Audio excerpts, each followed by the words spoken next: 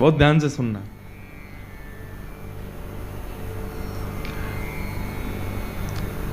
राधा रानी के गोलोक धाम में एक मणि का पिंजरा है। उस मणि के पिंजरे में एक सुख पक्षी रहता है जो कि सुखदेव जी ही हैं। ये सुखदेव जी के जन्म से पूर्व की कथा है। राधा रानी को वो सुख इतना प्रिय है, कभी कभी राधा रानी उसके पास जाती हैं तो उससे कहती हैं कहो गोविंद, तो वो तुरंत कहता है गोविंद। कहो माधव, वो कहता है माधव। कहो दामोदर, तो तोता तुरंत कहता है दामोदर।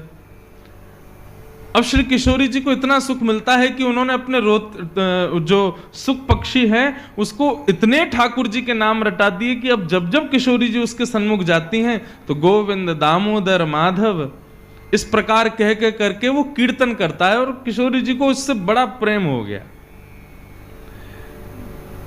किशोरी जी को बहुत सुख है कि अब ये नित्य ठाकुर जी का नाम जप करता है। चलते फिरते उठते बैठते जब जब भी अपने कक्ष में आती हैं किशोरी जी, वो तोता गाना शुरू कर देता है, ठाकुर जी का नाम उच्चारण करना प्रारंभ कर देता है।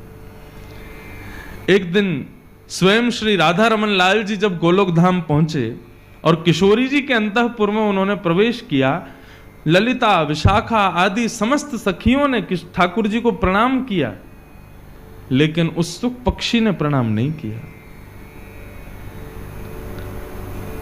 ठाकुर जी को प्रणाम ना करता देख किशोरी जी ने आज्ञा की, बोले तुमने प्रणाम क्यों नहीं किया? तब वो सुख पक्षी कहता है इनको प्रणाम क्यों करूं, ये कौन है? बोले ये वही हैं जिनका तुम नाम गाते, इतना लाभ जरूर हो जाएगा कि बस इसका जो इसके पूर्व संचित कर्म के जो पाप होंगे वो जरूर इस नाम निष्ठा से नष्ट हो जाएंगे, लेकिन इसको भगवत प्राप्ति कभी नहीं हो पाएगी। क्यों? नाम ही को जानता नहीं।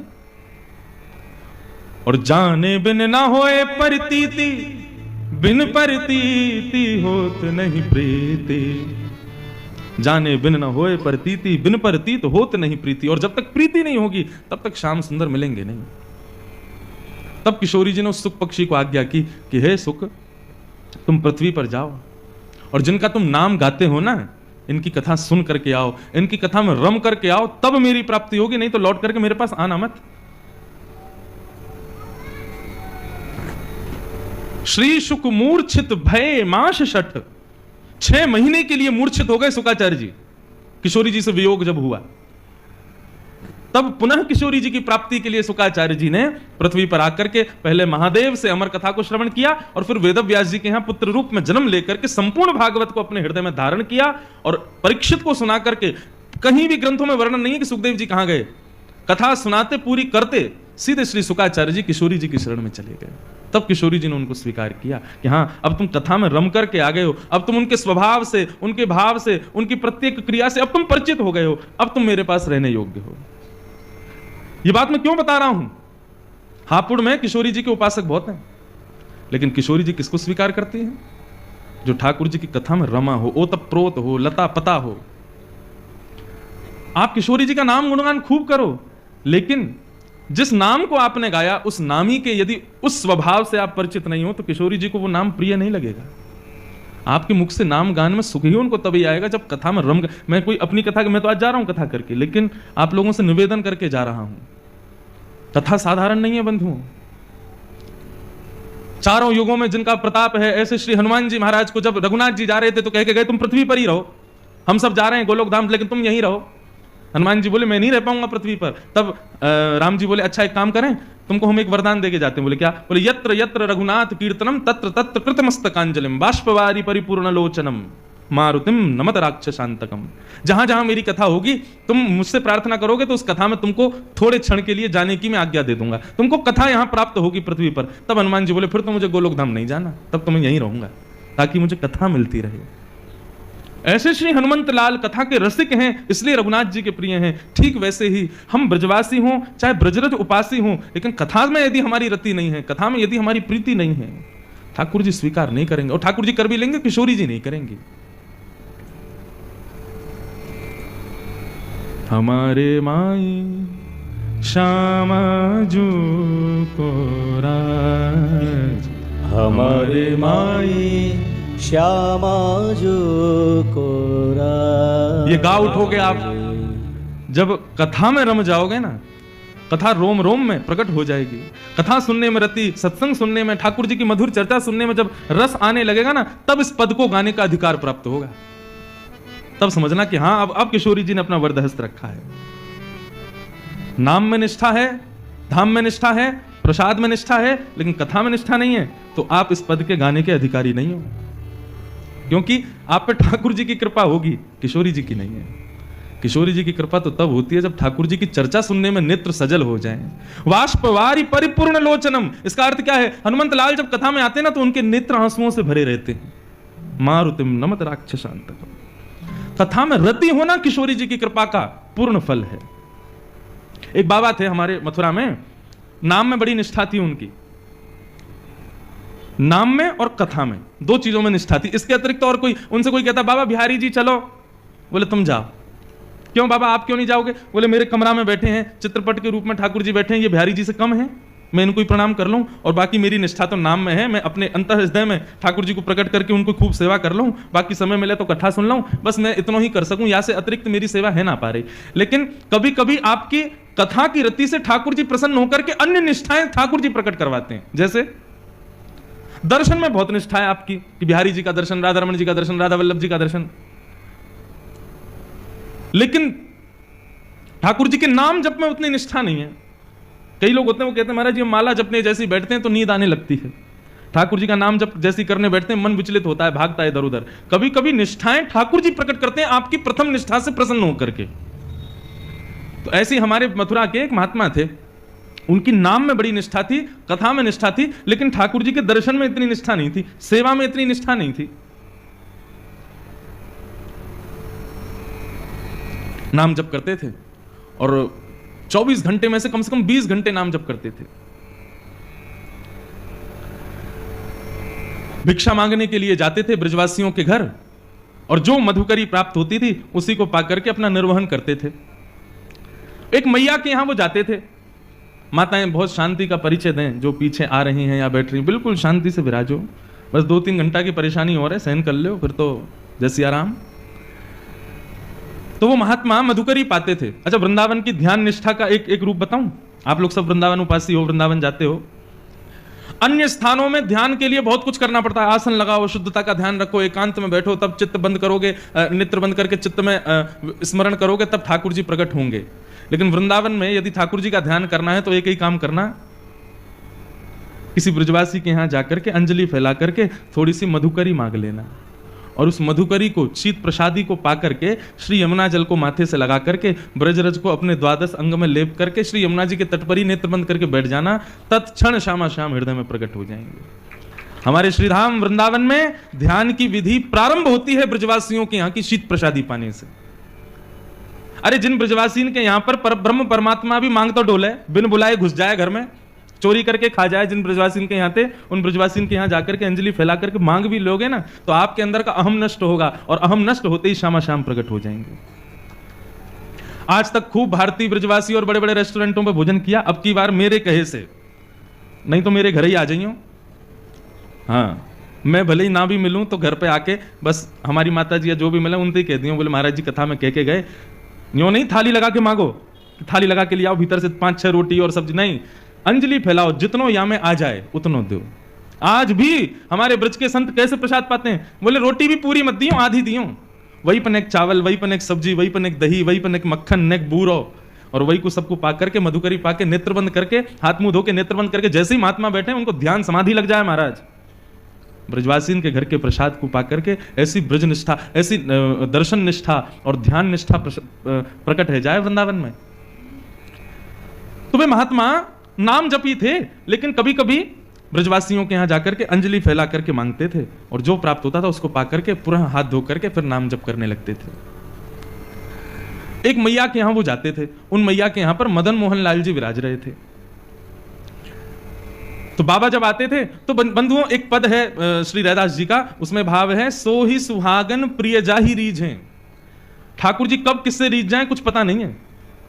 जैसे ही वो बाबा नित्य अंजलि फैला करके प्रसादी मांगने के लिए आते तो भीतर बैठे मैया के घर में मदन मोहन लाल जी उन पर रीझ गए, और ठाकुर जी के मन में भाव आया, इनको नाम निष्ठा तो बहुत है, लेकिन इनको मेरी सेवा और दर्शन में ज्यादा निष्ठा नहीं है।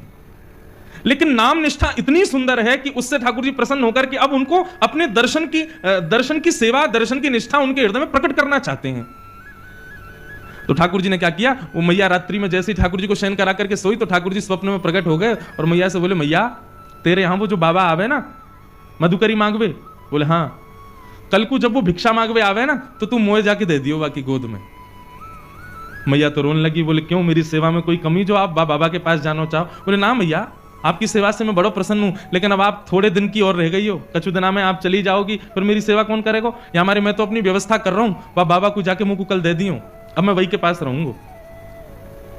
रात भर मैया रोई बेचारी, लेकिन ठाकुर जी की आज्ञा उसने मानी। दूसरे दिन जब संत पधारे तो कहा, मैया भिक्षा दो, कुछ मधुकरी प्रसादी दो। मैया भीतर से अपने ठाकुर जी लेके आई, बाबा की गोद में धर दिया, ले बाबा भिक्षा। बाबा बोले, हमसे ये सेवा वेवा नहीं होती है ठाकुर जी की, हम तो भैया नाम उपासी हैं, बस नाम जप करना जानते हैं। ये श्रृंगार करना, स्नान कराना, वस्त्र पहनाना और ये 56 भोग धराना, ये राजोपचार हमसे नहीं आता है, हम केवल नामोपचार जानते हैं। आप ठाकुर जी से पुनः निवेदन कर दो, छोटी सी कुटिया में रहता हूं मैं, यहां पे 8 बार भोग लगता होगा, मेरे यहां तो कोई प्रसादी की भी व्यवस्था नहीं है, इनको भूख बहुत लगती है, मैं इनको भोजन नहीं करा पाऊंगा।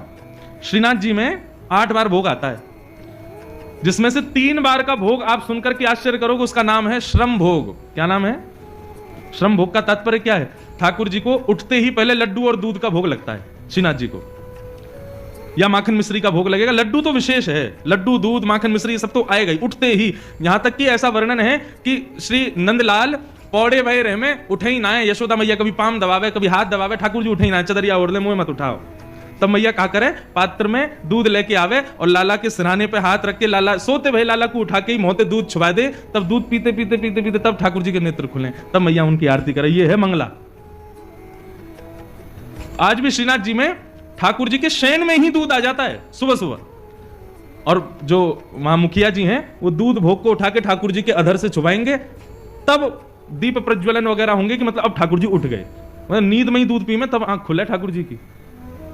और श्रम भोग क्या है कि पहले आ गया मंगला भोग, फिर आएगा बाल भोग, और बाल भोग पाने के बाद फिर ठाकुर जी का श्रृंगार होगा, मुकुट धारण किया, माला धारण करी, सब करी, तो फिर कहे में कि भैया अब ठाकुर जी श्रृंगार करावे में थक गए, तो अब इनके लिए भोग लाओ, वो आता है श्रम भोग। बताओ, कपड़ा पहनवे में थक जाएंगे। दोपहर में राजभोग के बाद जब ठाकुर जी के मुकुट वुकुट सब बढ़ा दिए जाते हैं, उसमें भी इनको श्रम होता है, फिर श्रम भोग आता है। और ठाकुर जी को मुकुट नीचे किया ना, ने कड़ूला उड़ूला ने बढ़ा दिए हैं, ठाकुर जी को श्रम है गया, एक और भोग लाओ। कितना काम है, पेट ही ना भरे इनको।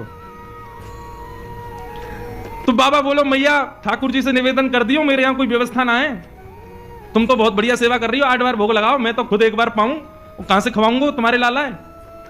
मैया वापस ले गई, ठाकुर जी है, बोले आज रात्रि में निवेदन कर दूंगी। रात में सपने में फिर ठाकुर जी आए, बोले मैया तुमने मुंह को क्यों नहीं दिया? बोले ठाकुर जी मैं तो जानू आप 8 बार भोग लगाओ, इतनी बार आरती करनी पड़े, हर बार इतनी सुंदर सुंदर सामग्री बनानी पड़े, बाबा के यहाँ इतनी व्यवस्था ना है, आप कैसे रहोगे? ठाकुर जी बोले मैं रह लूंगा, लेकिन रहूंगा अब उन्हीं के पास, आप मुंह को दे दो। बाबा जैसे रखेगो मैं वैसे रह लूंगा, वो रूखी रोटी खवावेगो मैं रूखी रोटी खाऊंगा, लेकिन रहूंगा बाबा के पास। बंधु, इस भाव से ये पता चलता है हम सबके घर में ठाकुर जी बैठे हैं, कितनी कृपा है ठाकुर जी की। हम बच्चों को भोजन परोसते हैं तो बच्चे नाक मुंह मोड़ ले, मैया में नमक कम है, इसमें नींबू नहीं है, ये नहीं है, वो नहीं है। ठाकुर जी को जैसा दे दो वैसा पा लेते हैं। कई बार खीर पधरा देते हैं ठाकुर जी को, भोग लग जाती है, जब हम पाने बैठते हैं तब पता चलता है इसमें तो शक्कर ही नहीं थी, और ठाकुर जी पा लिए, कभी शिकायत नहीं करते, जैसा दे दो वैसा स्वीकार है। कैसे प्रेमी हैं ठाकुर जी। हमारे बच्चे नाक मुंह मोड़ते हैं, लेकिन ठाकुर जी कभी मना नहीं करते, सब स्वीकार करते हैं, जैसा दे दो। कभी कभी प्रसाद पानी बैठते हैं तब पता चलता है दाल में तो भयंकर मिर्चें खाई नहीं जा रही, हम उसमें पानी मिला रहे हैं, फिर नींबू डाल रहे हैं, भैया मिर्चें खब नहीं रही है, और ठाकुर जी ने पूरा भोग लगा लिया। कितने सहज हैं ठाकुर जी। इससे यह समझ आता है कि ठाकुर जी आपके घर में विराज रहे हैं, आप जैसी सेवा करना चाहो उनको सब स्वीकार है, क्योंकि वो आपके हैं। ऐसा प्रेम हम क्यों नहीं करते ठाकुर जी से? हम जैसा ठाकुर जी को वस्त्र पहना दें, जैसा स्नान करा दें। कई लोगों के घरों में जाता हूं, अलमारी में ठाकुर जी बैठे हैं, छोटी सी अलमारी में, बेचारे कभी मना नहीं करते, कभी कुछ नहीं कहते। उनके लिए शयन की कोई अच्छी व्यवस्था नहीं है, उनके लिए बैठने की कोई अच्छी व्यवस्था। कई लोगों के घरों में दर्शन करने जाते हैं, ठाकुर जी के पीछे चुईया बैठी है, बेचारे कभी शिकायत नहीं करते, और हमारी शिकायतें खत्म नहीं होती। आप ऐसा क्यों नहीं कर रहे हो, हे नाथ हमारे जीवन में इतने कष्ट क्यों, ऐसा क्यों वैसा क्यों। सदैव हम ठाकुर जी शिकायत ही करते रहते हैं, लेकिन ठाकुर जी कभी नहीं करते। मुझे तो कभी कभी पता है क्या लगता है, ये जो हमारे घर में ठाकुर जी बैठे हैं ना, आप जैसी वस्तु दोगे सब स्वीकार कर लेंगे, कभी शिकायत नहीं करेंगे। क्यों? जब मृत्यु के बाद हम जाएंगे ना ठाकुर जी के पास और जाकर कहेंगे ठाकुर जी आपने हमारे जीवन में बहुत कष्ट दिए, बहुत विपदाएं दी, बहुत ये दिया, ठाकुर जी बोले तेरी लिस्ट खत्म हो जाए फिर मेरे को देना, मैं लिस्ट निकालूंगा अपनी। वादना चुईया बैठी मेरे सिर पर, कचू कही मैंने, तेने दाल में मिर्च ज्यादा डाली, कचू कही मैंने, वहां नमक कम आओ, बिल्कुल शक्कर नहीं डालो खीर में, तेने ऐसी खा लियो मैंने, कचू कही मैंने। एक दिन जली भई रोटी मुंह को दे दी तेने, मैंने कचू कही, प्रेम से पाए हो ना। तुम सबरो परिवार 3 दिन के लिए ब्याह में चले गए, मुंह को घर में छोड़ गए अकेले, कचू कही मैंने। तो फिर मुझसे शिकायत क्यों? तो कभी कभी मुझे लगता है घर में जो ठाकुर जी बैठे ना, ये सब हिसाब बराबर करने के लिए बैठे हैं, ताकि तुम कोई शिकायत ना कर पाओ उनसे। तो मैया ने बाबा से कही, बाबा वो ठाकुर जी, बाबा के यहाँ कोई व्यवस्था नहीं है। ठाकुर जी बोले मैं रहूंगा वही के पास, चाहे कोई व्यवस्था ना हो। बाबा रूखी रोटी खवावे को मैं वही से रह लूंगा, लेकिन अब वही के पास रहूंगा। बड़े महल में रहते हैं ठाकुर जी, मदन मोहन लाल जी, परंतु उस महल को छोड़ करके उस बाबा की कुटिया में आ गए। बाबा ले आए, मैया ने कही बाबा आप जैसे रखोगे रहेंगे, आपके पास ही रहेंगे। ठीक है, हम तो एक बार भोग लगाएंगे बस। बोले सब स्वीकार है, आप जैसे दोगे वैसे स्वीकार है, हमारे ठाकुर जी को ले जाओ। बाबा ले आए, घर में लाए, तो अब तो मधुकरी तो भोग लगाएंगे नहीं ठाकुर जी के लिए, तो बढ़िया आटा दाल चावल सब आएगा। लेकिन बाबा बोले भाई दाल चावल वगैरह हमसे बनाने आते नहीं, आटा ले आओ, भाई को बढ़िया टिक्कर बनाएंगे, ठाकुर जी को भोग लगाएंगे। मैया के यहाँ गए, मैया थोड़ा सा आटो दे दो।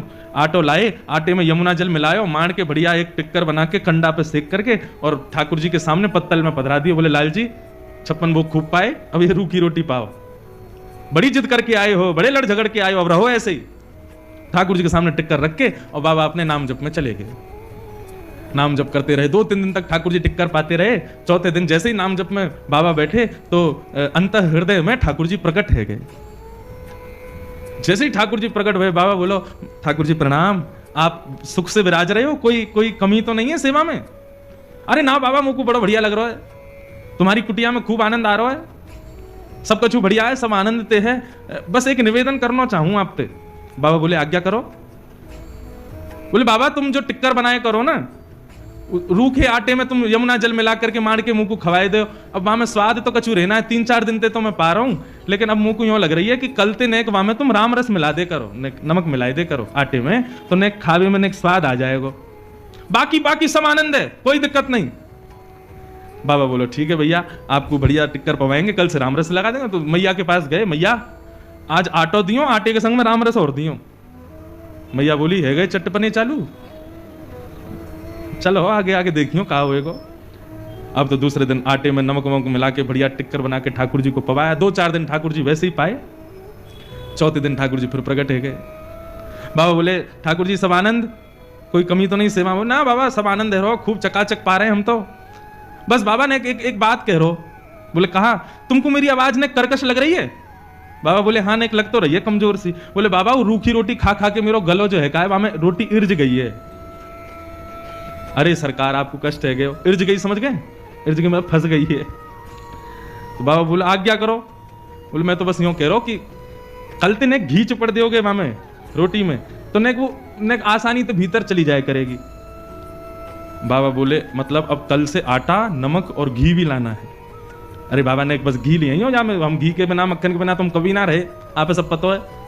बाबा बोले ठीक है। दूसरे दिन गए, मैया आज आटो दियो नमक दियो, नेक्स्ट तो घी और दे दियो। मैया बोली ले जाओ प्रेम से पवाओ। अब महाराज आटे में नमक वमक मिला के बढ़िया टिक्कर बना के घी चुपड़ दिया, ठाकुर जी को भोग लगाया। 4-5 दिन ठाकुर जी ने कोई शिकायत नहीं करी। 6 दिन बाद ठाकुर जी फिर प्रकट हुए। बाबा बोले ठाकुर जी अब तो ना इर्ज रही गरे में? ना बाबा अब तो सब बढ़िया है, रोटी में बढ़िया नमक को भी स्वाद आ जाए, घी भी बढ़िया है, नीचे चली जाए। मैं तो बाबा बस यूं कह रहा हूं कल तो एक आलू और लिया करो, वह आलू है भूंज के वहां में नमक मिर्च डाल के बाकी चटनी बना करके बाबा धर दे करो संग में। बाबा ने उठाए ठाकुर जी और लेके गए मैया के पास। बोले धरो या अपने पास ही। अरे अभी आटो आयो, नमक आयो, घी आयो, ये तो 56 भोग ले आएंगे कल को घर में, कहां भजन करूंगा मैं। जैसे ही मैया की गोद में दिए ठाकुर जी प्रकट है गए और बाबा के गले से लग गए। बोले मैं रहूंगा तुम्हारे पास ही, चाहे जैसे रखो, मैं रहूंगा तुम्हारे संग ही।